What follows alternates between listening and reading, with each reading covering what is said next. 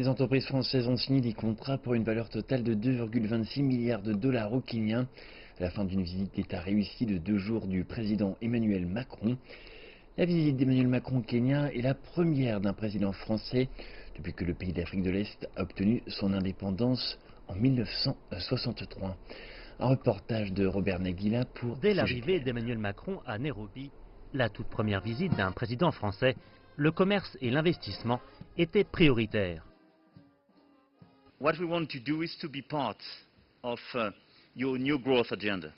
À peine une heure après son arrivée, Emmanuel Macron et son hôte, le président du Kenya, Uhuru Kenyatta, ont révélé la Peugeot 3008 assemblée au Kenya. 2 autres modèles sont prévus plus tard cette année et le président kényan a fait cette promesse. Pour tous les usages officiels, toutes les identités gouvernementales devront acheter et utiliser des véhicules et des pièces détachées assemblées localement. Les experts disent que la directive du président kényan est déterminante pour la stratégie de long terme de Peugeot au Kenya. Le gouvernement veut encourager l'industrialisation. C'est un succès facile. On voit le déploiement de ces constructeurs automobiles en Afrique subsaharienne. Le président Kenyatta appelle ça un véhicule kényan, mais je pense qu'en fait, c'est un accord conclu il y a déjà quelques années.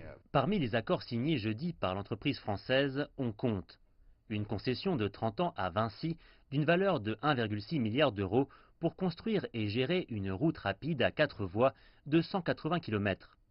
Un contrat de 70 millions d'euros pour l'entreprise d'énergie renouvelable Voltalia pour une centrale photovoltaïque. Un contrat de 200 millions d'euros avec un consortium mené par Airbus pour la surveillance côtière et maritime. Et la construction d'une ligne de chemin de fer de 20 km reliant la capitale Nairobi au principal aéroport international. Je pense que le président Macron parle de différentes choses ici. Premièrement, ils ne veulent pas être limités à l'Afrique francophone. Ils sont préparés à aller voir ailleurs. Si vous regardez les chiffres, ils sont probablement le 6e plus gros investisseur dans l'économie de Kenya. Beaucoup de chiffres, et quand vous les consolidez, ils sont assez sérieux. La France est le 3e plus important créancier bilatéral du Kenya, avec 612 millions de dollars en 2018. Le commerce bilatéral entre la France et le Kenya en 2018 a atteint 239 millions de dollars. Les 2 pays coopèrent aussi dans les domaines de la sécurité et du renseignement.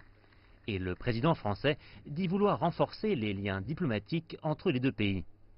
Et à ce propos, pour M. Kenyatta, le plus tôt sera le mieux.